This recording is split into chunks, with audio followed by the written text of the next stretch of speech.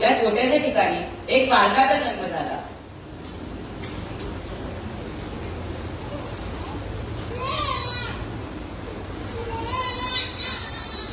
त्याच्या डोळ्यात स्वप्न होते आणि नशिबात संघर्ष, जो भारताचा महान विचारवंत ठरणार होता, डॉक्टर बाबासाहेब आंबेडकर.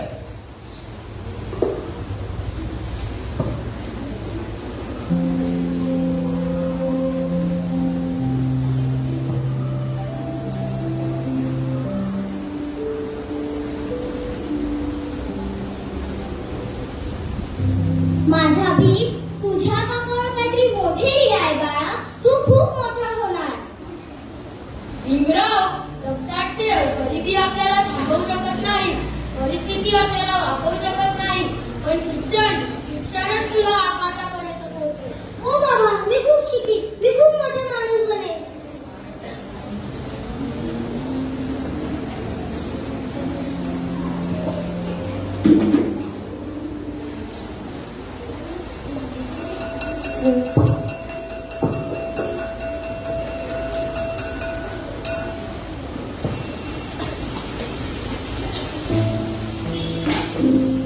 चला मुलांनो, पुस्तकं काढा, लक्ष द्या. अरे, हा अभ्यास सोबत बसणार का? अरे याला तिकडे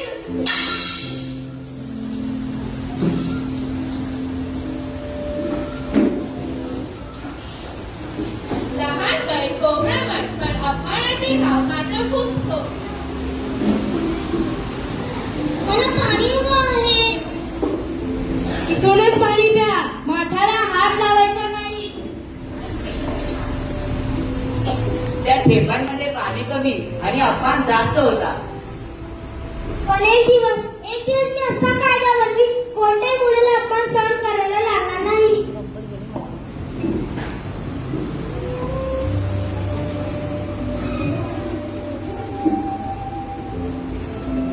अपमानाने त्यांना तोडलं नाही, त्यांना घडवलं.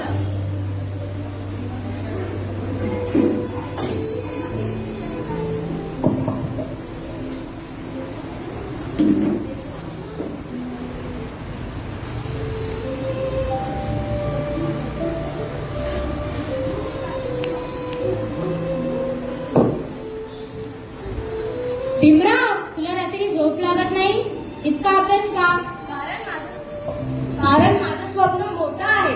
मी फक्त माझ्यासाठी शिकत नाही, त्या लाखो लोकांसाठी शिकतो ज्यांचा आवाज कुणी ऐकत नाही. तुझ्यात काही वेगळं आहे. हो, मला असा भारत घडवायचा आहे जिथे माणूस फक्त माणूस म्हणून जगेल.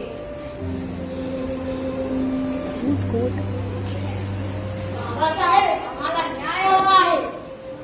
बाबासाहेब, आम्हाला समान हक्क हवा आहे. माझ्या बलवा